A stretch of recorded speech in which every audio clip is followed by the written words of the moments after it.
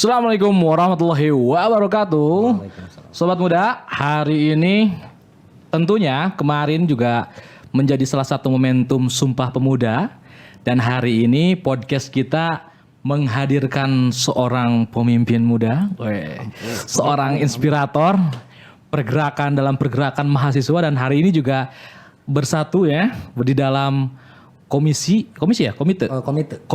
Nasional Pemuda Indonesia, yaitu please welcome Kang Fajar. Assalamualaikum Kang. Waalaikumsalam warahmatullahi wabarakatuh. Nih sebelumnya nih, Kang Fajar atau Kang Ajay ini? Panggilan sapa akrab Ajay. Oh, karena kita sudah akrab Kang Ajay aja ya. Bukan pertemuan pertama.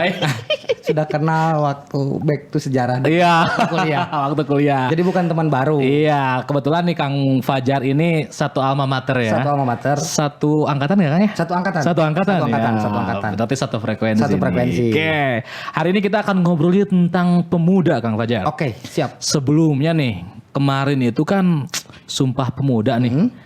Yang tahun ke-92 nih. Pemuda nih. Menurut Kang Fajar, momentum Sumpah Pemuda kemarin tuh kayak gimana sih?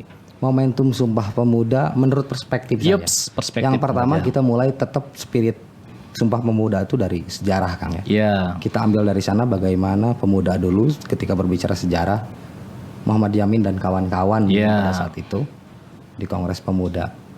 Kedua, pada saat itu muncullah 3 makna penting yang mungkin juga teman-teman sudah tahu. Bagaimana bahasa Indonesia menjadi muncul dan tren di Kongres Pemuda kedua pada saat itu gitu. Nah, dimulai dari spirit itu, kesatuan, persatuan dan bahasa juga ini menjadi spirit kita hari ini, Kang. Apalagi hari ini dalam kondisi bencana COVID-19, kita harus tepat melaksanakan ataupun melakukan kegiatan yang berkorelasi dengan itu. Apalagi temanya bersatu dan bangkit di momen Sumpah Pemuda di 92 ini. Kita kemarin sudah melaksanakan kegiatan goes kepemudaan, Kang. Goes kepemudaan. Betul, ya? Dengan 28 orang. Ya. 28 menit. Harus 28 ya, mantap. Karena tanggal 28. Tapi pada faktanya memang agak sulit, Kang. Banyak orang yang ikut. Oh iya. Tadi hitung agak sedikit nakal. Tetap saja dihitung 28 lah gitu. 28 menit, 28 orang. Ya. Tapi pada faktanya juga tadi kita nggak 28 menit Kang, hampir 1 jam lah ada. Kebetulan juga kemarin dimeriahkan oleh beberapa orang ya Kang, beberapa tokoh Cianjur, salah satunya Muspida yang hadir pada saat itu, ketua DPRD juga hadir, dari perwakilan Kodim juga hadir, dari perwakilan Kejaksaan juga hadir, dari pemerintah daerah juga memang pada saat itu tetap support, cuman agak tolong dihati-hati protokol kesehatan. Makanya beliau tidak bisa hadir dikarenakan ada kegiatan lain dan mungkin takut menjadi klaster baru. Kita juga hati-hati Kang di sana. Makanya kita lakukan itu. Kembali lagi pada tadi spirit yang kita lakukan karena korelasinya sesuai dengan COVID, bagaimana kita menjaga pola hidup sehat. Salah satunya bersepeda menjadi alternatif gitu. Salah satu nilai yang ingin disampaikan daripada kegiatan kemarin. Bangkitnya tadi. Jadi temanya kan bersatu dan bangkit. Bangkitnya tadi dengan berolahraga gitu. Bersatunya adalah apa? Kita juga mengajak beberapa komunitas sepeda, Kang. Waktu kemarin. Apa aja tuh ya komunitas? Yang hadir itu ada CAU, Kang. CAU, komunitas CAU itu komunitas sepeda. Sepeda ontel. Terus yang Pak Suranto juga hadir pada saat itu. Komunitas sepeda apa kesehatan kalau nggak salah juga hadir. Banyak lah Kang, beberapa komunitas ya. Terus ngaprak, jelajah juga ada. Kita melibatkan itu. Jadi bersatunya itu di sana, kita melibatkan teman-teman kolaborasi. Terus yang selanjutnya bangkitnya itu bagaimana kita melawan Covid dengan bersepeda. Melakukan pola hidup sehat. Itu maknanya. Betul. Karena pemuda juga melawan Covid jangan rebahan terus ya kan? Betul. Meskipun memang jadi solusi rebahan pada saat Covid itu kan. Jadi pahlawan ya kalau nggak boleh keluar itu kan, tetap di rumah itu. Betul. Tapi ternyata daripada itu harus ada kegiatan yang lebih positif. Gitu ya. Betul. Yang tentunya mungkin adalah bagaimana mengantisipasi juga nih protokol Covid ini juga kalau di luar rumah ya kan ya. Siap. Oke. Nah, itu berarti salah satu makna yang ingin disampaikan oleh teman-teman dari KNPI. Pada saat Hari Sumpah Pemuda tersebut. Kemarin juga ada satu lagi Kang, kita mau donor darah, cuman kendalanya karena mungkin capek teman-teman dari kelompok komunitas yang lain hingga akhirnya beres makan pulang. Tapi insya Allah nanti ke depan juga kita akan coba hubungi PMI lagi untuk pendonor darah Kang. Betul. Gitu. Apalagi untuk sekarang ya dibutuhkan sekali ya. Oke Kang, ini Sumpah Pemuda gitu ya, pemuda nih. Saya tuh kenal Kang Ajay itu pas waktu kuliah nih ya. di pergerakan kampus Sejarah ya. nih, sejarah. Wih, sejarah nih. Kalau misalkan dilihat apalagi sekarang ya Kang, beberapa kejadian atau peristiwa di belakang ini menyangkut pemuda Kang. Ya. Salah satunya ya, Ya.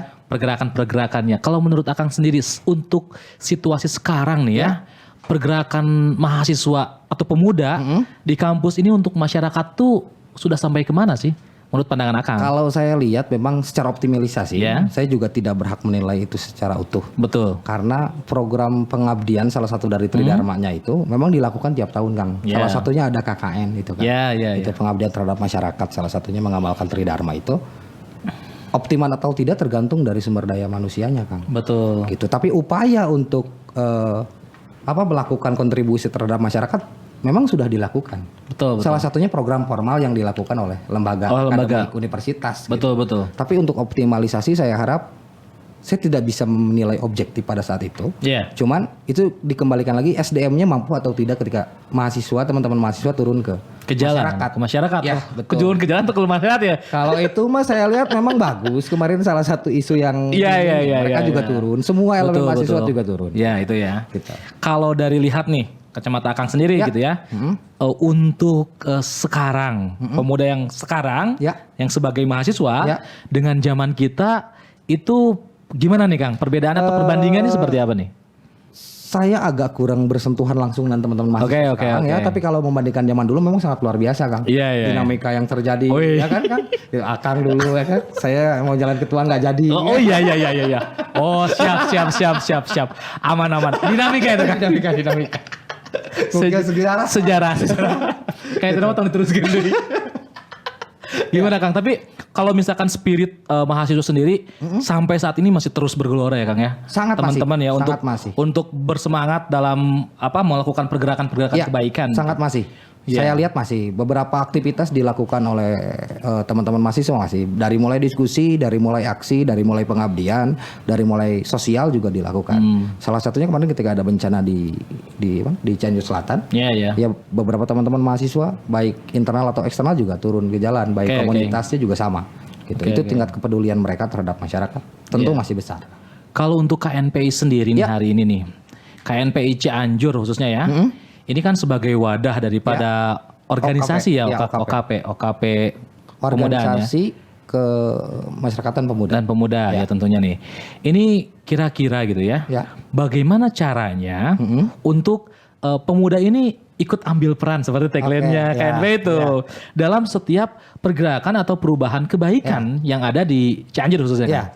Kenapa saya juga ambil tagline siap ambil peran? Iya. Memaksa, seolah-olah memaksa dan memang harus ikut andil. Padahal dalam tujuan dari Undang-Undang Kepemudaan juga salah satunya adalah apa? Pemerintah juga harus memfasilitasi. Ya itu dia. Itu, gitu. Nah, gimana tuh? Nah makanya bagaimana hari ini focusing pemerintah terhadap pemuda seperti apa? Ya. Padahal Cianjur kalau tidak salah punya Perda Kepemudaan Kang. Nomor 5 tahun 2015 Perda tentang kepemudaan. Salah satunya adalah apa? Memberdayakan Kang. Gitu loh. Potensi pemuda hari ini gitu loh. Kalau Nah, KNPI bisa menjadi jembatan Kang sebenarnya untuk memberdayakan. Betul, Karena betul. kita menaungi 74 OKP.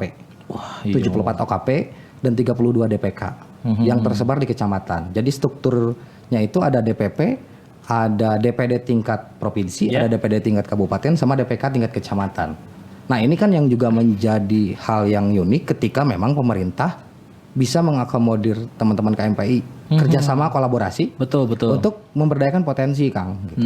Itu salah satunya gitu. Makanya keseriusan untuk menaikkan indeks pembangunan pemuda Ya, itu tergantung kerjasama antara KNPI dengan pemerintahnya Kang. Oke. Gitu. Ketika memang nih saya bilang contoh, ketika memang KNPI dengan pemerintah daerahnya tidak sinergis, ya mau tidak mau kita juga sebagai pemuda harus tetap berjuang meskipun support dari pemerintah kurang. Tapi sejauh ini Gimana sejauh ini nih Kang? sejauh ini ya alhamdulillah Kang, karena memang mungkin secara konteks material saya katakan yang biasanya memang ada supporting anggaran dari pemerintah daerah sekarang tidak ada. Mungkin itu dikarenakan COVID-19. Dikarenakan itu ya. Ada refocusing atau apa peralihan anggaran. Oke. Yang memang lebih bahaya sebenarnya kan. Betul. Gitu. Namun kalau misalkan masuk ke pemberdayaan, di sana ada pembinaan dan lain-lain Betul. tentunya pemimpinan-pemimpinan ya. Betul, ada Dan tidak akan bergerak kalau tidak ada logistik langsung. Betul, gitu. Seperti itu mungkin ya maksudnya. Mungkin Kang, ya? seperti itu kan. Tapi ya. ada tapinya kan. Oke, gimana tuh? Mungkin hari ini kan berbicara konteks Perda Kepemudaan tidak hanya bicara KNPI Kang. Iya. Banyak beberapa kelompok pemuda yang lain. Mungkin pemerintah juga tidak ke KNPI ada kesaluran yang lain. Oh, kan. Pemuda, mungkin begitu. Oke. Jadi terus mungkin terus ini. Karena saya tidak tahu juga. Oke, ya faktanya siap, seperti apa. betul. Tapi alasan yang terima karena ada refocusing anggaran yang dialihkan ke COVID-19. Itu yang saya tahu. Oke. Ini untuk cara KNVI sendiri ya. Kalau tadi kan ini ya. Ini cara KNVI sendiri agar pemuda ini apa ya bisa ambil peran atau kampanyenya kayak gimana nih? Campaign ngajaknya tuh kayak gimana? Salah satu melihat peluang Kang, tetap lagi-lagi siap ambil peran itu, pemudanya juga harus lihat peluang Kang. Betul. Lihat peluang apa yang ada dan tanya pada dirinya potensi apa yang dia miliki. Oke. Itu concern di sana gitu. Jadi bagaimana salah satu tujuan KMP berdiri, salah satunya poin pertama adalah persatuan dan kesatuan. Betul. Yang kedua adalah mencetak SDM unggul, itu tujuan KNPI Kang. Itu Kang. Jadi ketika memang hari ini teman-teman pemuda khususnya di luar KNPI yang ingin berkonsultasi atau sharing, kalau disebut konsultasi juga jauh ya. sharing lah ya, potensi pemuda di luar juga lebih bagus. Jadi ketika ajak sharing, yuk kita bareng-bareng, kita kolaborasi untuk apa? Untuk memaksimalkan potensi. Biasanya potensi yang ada dalam diri juga terekspos keluar dengan komunitas Kang. Betul. Jadi saya sering foto, ada komunitas foto. Saya sering olahraga sepeda, ada komunitas goes gitu. Nah, bagaimana kelompok-kelompok ini yang satu frekuensi itu kita collab bareng gitu. Oke. Untuk membuat kegiatan yang positif yang tentunya ke depan menjadi kepentingan pribadi akhirnya. Dalam artian bukan kepentingan pribadi dalam artian lain, tapi dalam artian positif Kang gitu loh. Bagaimana peluang-peluang yang ada di pemerintah itu bisa dimaksimalkan betul oleh komunitas gitu. Seperti itu gitu. Sehingga meningkatkan kompetensi mereka juga ya. Gitu. Ya. Salah satunya kan gini, hari ini kan Jawa Barat mendapat predikat terakhir indeks pembangunan pemuda di antara provinsi yang lain Kang. Ini kan juga miris. Meskipun letak geografis Jawa Barat ini kan besar, terus juga jumlah penduduknya juga terbesar se-Indonesia provinsi Jawa Barat ini. Makanya memang penyerapan potensinya agak sulit gitu. Nah, ketika IPP-nya rendah, memang harus menjadi fokusing pemerintah provinsi atau daerah yang hari ini juga kita harus naikin nih IPP, IPP indeks pembangunan pemuda di provinsi Jawa Barat dan di daerah. Betul. Itu ya salah satu indikatornya ada 5 Kang, ada 5. Saya nyontek sedikit. Oh, sok mangga. Santai. Tadi sudah rampung. Sudah disiapkan ya. Wah, pendidikan, salah satu pendidikan. Ya kita tahu bahwa usia sekolah rata-rata lama sekolah juga masih menjadi concern dan memang masih juga kurang. Terus yang kedua juga kita ngomongin kesehatan dan kesejahteraan. Tingkat kematian pemuda berapa persen, apakah tinggi atau rendah. Terus yang ketiga kita ngomongin masalah peluang kerja Kang. Betul. Kesempatan bekerja, lapangan pekerjaan yang hari ini juga kita sama-sama tahu Cianjur dari 2018 memang menurun Kang 0,5%. Oke, untuk ininya ya. Ya, jumlah penganggurannya ya. Gitu. Tapi kan secara jangan dulu kita ngomongin nasional tapi provinsi saja. Kita juga peringkatnya wadaw ya. Bisa peringkat terakhir kedua gitu. Salah satunya itu data dari BPS ya. Mungkin teman-teman juga bisa cek sendiri kevalidan datanya. Itu Cianjur ada di peringkat mana. Gitu. Meskipun di 2019 kita turun tingkat pengangguran 5%. Terus yang selanjutnya tadi IPP kita baru ngomongin pendidikan, kesehatan dan kesejahteraan. Yang ketiga kita ngomongin masalah lapangan pekerjaan dan keempat adalah kesempatan di ruang publik Kang, berpendapat, berbicara dan kepemimpinan. Gitu. Kalau lihat dari beberapa wacana, apakah hari ini pemuda diberikan kesempatan sangat besar? Mungkin di politik ya. Salah satunya Kang. Akan diberikan kesempatan yang sangat luar biasa dengan panggung. Jadi itu masalah takdir dan garis tangan Kang. Betul. Tapi dalam artian Akang sudah berani terjun, berarti kan siap mengambil peran dan peluangnya ada. Gitu. Masalah hasil itu nomor sekian, tapi prosesnya dilalui. Gitu. Salah satunya panggung untuk pemuda ini memang sudah ada. Berbicara kesempatan di ruang publik, banyak politisi muda hari ini baik nasional atau daerah. Terus yang selanjutnya kita ngomongin masalah apa tadi saya lupa. Gender dan diskriminasi Kang. Yang kelima itu. Ternyata itu ada ya di sana. Itu indeks pembangunan pemuda Kang. Itu indikator dan domainnya Kang. Berarti banyak permasalahan di sana di poin kelima. Salah satunya ya Jawa Barat menjadi peringkat terakhir, berarti kan problem-problem itu yang Kesehatan juga salah satunya penyalahgunaan narkoba. Jawa Barat itu paling drop dan peringkat terbawah itu salah satunya ada penyalahgunaan narkoba atau narkotika, terus sama tingkat penganggurannya, Kang. Oke. Jawa Barat paling tinggi. Iya, karena juga di 2019. Karena kayaknya kalau misalkan tingkat pengangguran itu berbanding lurus daripada sumber dayanya, pembangunan sumber dayanya. Betul, makanya hari ini kita mau concern di mana? Apakah kita mau genjot dulu SDM-nya atau SDP saya katakan karena sumber daya pemuda. Karena hari ini saya ditunjuk concern di sana ya. Concern di sana. Jadi saya bukan nyebut SDM. Kalau SDM urusan pemerintah lah ya. Secara global, secara umum.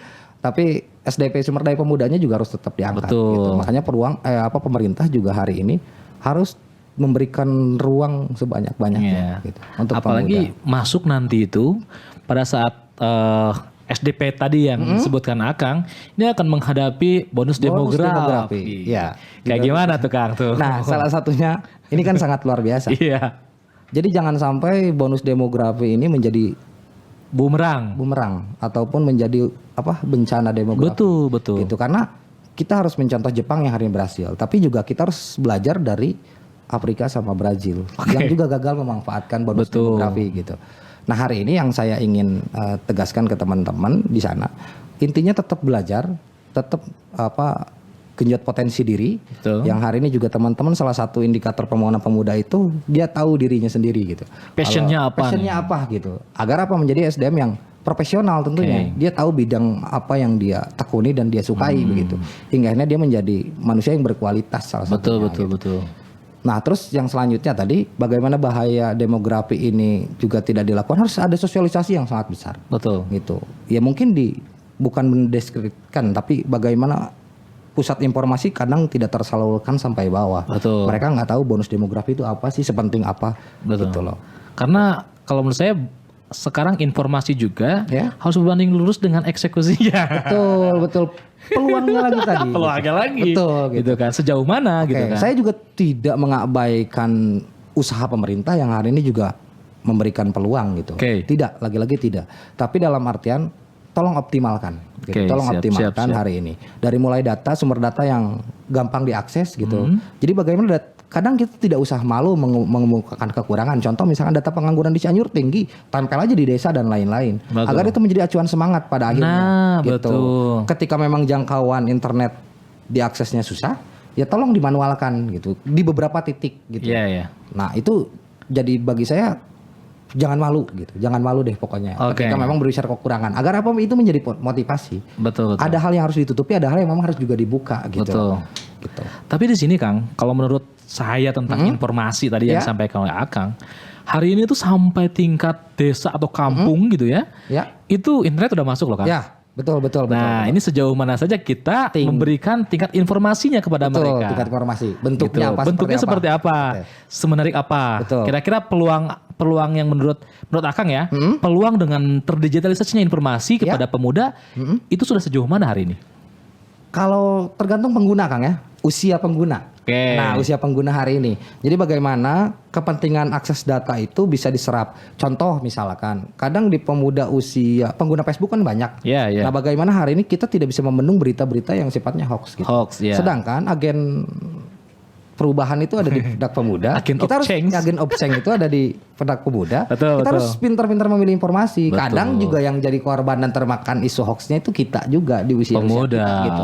Dan itu lebih cepat gitu nyebarnya gitu. Beres ditonton jadi gosip di warung kopi, jadi informasi yang tadinya kurang tepat atau tidak benar jadi benar pada akhirnya gitu. Ini kan salah satu perbandingan ya Kang ya. Kalau misalkan informasi yang salah pun bisa seperti itu viralnya, bagaimana caranya menurut Akang nih? Informasi yang baik itu juga viralnya lebih daripada itu gitu. Ya itu tadi bagaimana kita memfilterisasi informasi, sumbernya dari mana gitu, secara kajian ilmiahnya seperti apa juga harus tahu begitu. Karena meskipun kemarin Facebook juga agak antisipasi berbicara hoax itu ya, gitu loh, konten-konten hoax yang agak diblokir dan lain-lain, tapi juga itu tidak cukup terbendung gitu. Jadi lagi-lagi pemudanya juga harus paham betul. Harus jangan sampai gampang nge-share ketika ada informasi, tapi diteliti dulu, dicek dulu, dianalisis dulu apa itu benar atau tidak. Ada edukasi di sana berarti. Edukasi. Dan itu tugas kita semua berarti Kang ya? Semua. Bukan hanya pemuda, tapi orang tua yang dulu juga pernah jadi pemuda gitu. Ya mungkin hari ini pemimpin hari ini juga dulunya pernah muda, meskipun Ya, tidak merasakan betul. akses internet yang sangat luar biasa, akses informasi yang sangat biasa, tapi dalam arti mereka bisa menilai gitu loh. Betul. Jadi ketika usia SMA yang hari ini hobinya sedikit hedonis gitu ya, tolong juga diedukasi Iya, betul, oleh orang betul. tuanya. Betul. Dan kita yang hari ini juga paham betul bagaimana memilih informasi yang benar atau Iya. tidak, juga harus sama-sama mengingatkan gitu. Betul, betul, Gitu. betul. Karena kalau menurut saya gitu Kang ya, hari ini orang-orang tua kita juga kan pernah ya, pemuda ya. Betul, betul. Yang Pernah mungkin muda. Pernah muda. Kita yang belum pernah tua. Iya. Nggak tahu juga Nggak ya. tahu juga nyampe atau enggak. Mudah-mudahan. nih. Amin, amin. Ya, ada zaman kolonial dan milenial. Sekarang. Bagaimana hari ini mungkin tadi seperti yang akan sampaikan, ada hal-hal yang mungkin harus diantisipasi Ya. dengan dengan pesatnya informasi digitalisasi gitu kan. Tetapi hari ini juga pertumbuhan daripada pemudanya masih stagnan mungkin Ya. ini bahkan menurun Betul, tadi seperti betul. yang Kang sampaikan. Dan bagaimana mengaktifasinya seperti tadi yang sampaikan juga kayaknya harus benar-benar kolaborasi secara Betul. utuh gitu ya. Betul, kuncinya salah satu kolaborasi. Bagaimana kita sharing apa yang menjadi kurang di diri kita dilengkapi oleh orang lain. Oke. Gitu.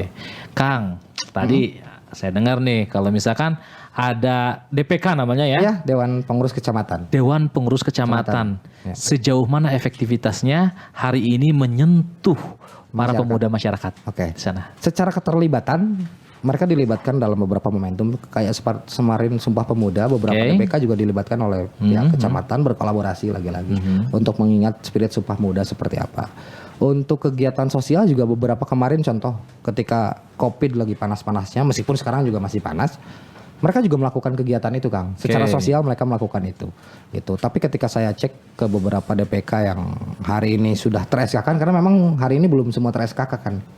Karena ada beberapa problem kendala lah sedikit. Siap. Tapi dalam artian secara konteks kebermanfaatan ya mereka juga sama bergerakan. Betul, betul. Melakukan pencegahan, penanggulangan COVID-19 gitu. Edukasi tentunya Edukasi gitu kan. gitu.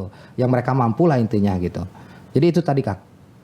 Secara asas kebermanfaatan mereka melakukan kegiatan sosial, Iya, iya. edukasi dan lain-lain. Karena dengan ruang lingkup yang mungkin lebih sempit lagi, berarti KNPI dengan pengurusnya Ya. itu juga mempunyai peran yang luar biasa di mata masyarakat ya. Di masyarakat Mudah-mudahan maksudnya dinilai ya. luar biasa. mudah-mudahan. Tapi secara tujuan juga sangat luar biasa Iya, saya baca. Mudah-mudahan ya di Dan mudah-mudahan juga saya mampu mengaplikasikan itu Kang. betul. Mohon support dan doa dari teman-teman semua juga. Siap, teman-teman pemuda nih harus ini nih, oke. Nah nih, salah satunya sekarang ke pemuda dan hari ini Ya. Pilkada Kabupaten Cianjur nih kan. Oi, siap. Minum dulu Kang. Oke, siap. Kalau ngomongin itu kita minum dulu. Aduh, biar agak segeran ya Kang ya. Siap. Oke. Ini menepis semua hoax bahwa ini bukan sebuah properti tapi Ya. benar-benar Oh, di ada. sini. Ada airnya Kang. Ada ini kan? Ada. Oke. Ini untuk menapik semua hoax yang di sana. Karena ini properti nih. Betul ini ada. Ada. Serius. Serius. Gini Kang, sekarang nih tentang politik dan pemuda. Ya. Menurut Akang kayak gimana? Yang pertama bahwa pemuda jangan anti politik. Oke. Pesannya satu, bahwa keterlibatan pemuda hari ini juga ketika melihat data di KPU kurang lebih 40% Kang. 40%. Ya, pemilih millennials itu. 40% Kang ya. 40%. Wah, Jadi gila. keterlibatan pemuda sangat dominan, Oke. sangat lumayan dominan. Gitu, dan ya itu tadi, jangan anti politik. Jangan anti politik Betul. ya. Kalau misalkan untuk kan sekarang ini rata-rata gitu kan ya. Tidak semua. Ya. Tapi ada yang antipati politik tuh. Menurut Akang nih, pesan kepada teman-teman sendiri, Yang- kenapa sih harus ikut berpartisipasi dalam ajang pesta rakyat ini? Sederhana Kang, bahwa kebijakan itu lahir dari kebijakan politik. Oke. Contoh, air yang kita minum ngomongin regulasinya sangat luar biasa. Oke. Harga minyak, Oke. harga bensin, Oke. itu tergantung dari kebijakan politik. Betul. Maka dari itu kenapa teman-teman muda atau kaum millennials jangan anti politik. Pada akhirnya mereka harus bisa memilih mana pemimpin yang tentunya bisa Betul. mensejahterakan masyarakat. Kan itu Mengakomodir gitu ya, ya, mengakomodir kepentingan ya. kepentingan masyarakat. Oke, begitu. oke. Karena itu tadi hal kecil saja. Kita nggak usah ngomongin ribut dulu omnibus law dan lain-lain. Oke, siap. Ya tentunya kebijakan hal kecil itu ditentukan oleh Politik. Makanya jangan anti Betul. politik itu di sana. Betul. Kalau saya sih pernah saya berkata seperti ini nih Kang untuk teman-teman Ya. pemuda nih. Kalau menurut saya politik itu seperti aliran air kan, Ya. gitu kan. Yang mana aliran air itu kan kalau misalkan terus mengalir tuh bisa menghidupi dan dimanfaatkan oleh orang banyak. Betul. Tetapi ada kalanya gitu Ya. kan ada sendatan di dalam aliran air Ya, tersebut. betul. Untuk pemuda ini hanya jadi pilihan nih. Apakah mencaci sendatan tersebut Ya, tanpa berpartisipasi, betul. Ya. atau ikut terjun ke sana, gitu ya, membebaskan. Nah, Itu. yang pertama salah satunya Kang Hilal tadi sudah jawab. Kang Hilal terjun di dunia politik, sudah menentukan harapan di salah satu partai, tentunya ya itu tadi siap tidak ambil perannya. Apakah kita hanya menjadi penerima kebijakan, Sip. atau pembuat kebijakan? Yes. Kan gitu. Betul.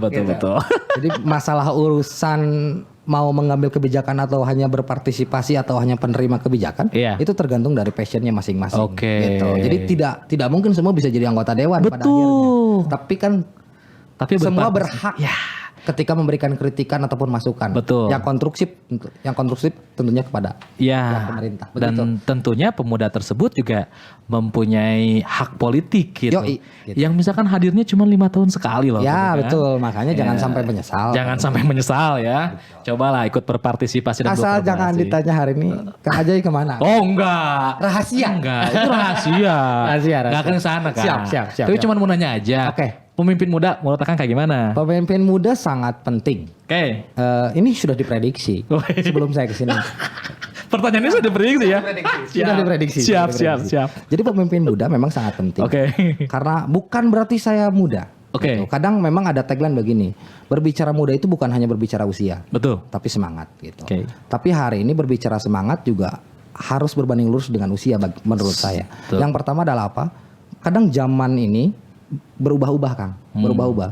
Makanya adaptasi itu sangat penting ketika hari ini pemimpin yang muda bisa menyerap apa yang menjadi aspirasinya. Betul. Gitu. Secara jarak usia juga tidak terlalu jauh, mereka bisa lebih paham gitu loh. Oke. Hingga akhirnya apa yang dicita-citakan bisa terwujud gitu. Jadi penting atau tidak pemimpin muda bagi saya sangat penting. Sangat penting gitu loh. Karena yang pertama ya mungkin saya muda, yang kedua adalah apa? Dia bisa secara energik gitu, bisa mobile. Gitu. Saya harap juga begitu nanti ketika hari ini. Saya harap di keempat calon ini muda semua. Misalkan ada siap. muda baik secara usia atau secara semangat lah gitu. Tapi saya katakan ketika berbicara konteks segmen kepemudaan, saya harap dari keempat calon ini tolong agak diperhatikan dari segmen kepemudaannya. Betul. Gitu. Ini harapan Akang ya. Betul. Karena hari ini saya umumkan, mudah-mudahan ini juga bisa ditonton oleh keempat-empat. Oke, betul. Itu yang pertama, kemarin saya sudah memberikan, tentunya ada LO-nya. Yes. Saya meminta gagasan kepemudaan secara utuh, Kang. Jadi apa program untuk kepemudaan secara utuh? Terpisah. Kalau kemarin kan ISMI kalau tidak salah menyelenggarakan Cianjur Mendengar ya. Gitu. KMPI juga kemarin meminta, tolong dong keempat calon ini memberikan gagasan kepemudaan secara utuh khusus untuk pemuda. Siap. Khusus segmentasi untuk pemuda. Jadi apa saja program ketika beliau-beliau ini terpilih, Kang. Betul. Itu. Saya juga support nih. Tolong didengarkah para pemimpin. Dan insya Allah pemimpin muda ini juga berani untuk. Siap. Cerita Kang ya. Nanti kita tagih bareng-bareng. Oke. Gitu. Seperti itu mungkin nih Kang jadi Ajay ya. Penting sekali ya. Pemimpin muda itu. Oke. Kang Ajay. Yuk. Ini sebelum saya tutup nih diskusi kita pada hari ini. Saya mau Kang Ajay memberikan statement terakhir tentang pemuda dan Indonesia buat teman-teman. Cianjur deh. Oh Cianjur, oke. Berat. Kalau Indonesia terlalu kejauhan. Tapi mudah-mudahan saya juga tidak pesimis, Kang, tetap optimis. Jadi pada intinya untuk pemuda Cianjur. Yang pertama untuk pemimpin pemuda dan masyarakat umum. Saya harap juga Cianjur menjadi kota layak pemuda ke depan, Kang. Karena hari ini juga sudah diatur dalam Permen nomor berapa saya lupa tuh. Gitu. Jadi bagaimana Cianjur juga dapat supporting dari semua masyarakat, seluruh elemen pemerintah atau Muspida ke depan. Ayo kita sama-sama dukung Cianjur menjadi kota layak pemuda. Tentunya dengan beberapa indikator dan domainnya tadi. Salah satunya ayo kita taikan IPP di Jawa Barat gitu. Nah, untuk closing statement, tetap semangat pokoknya pemuda Indonesia tetap bahagia. Itu dia bahagia. Ya, pemuda bahagia. Kang kita punya tagline juga pemuda bahagia. Selain daripada siap ambil peran, kolaborasi juga harus bahagia.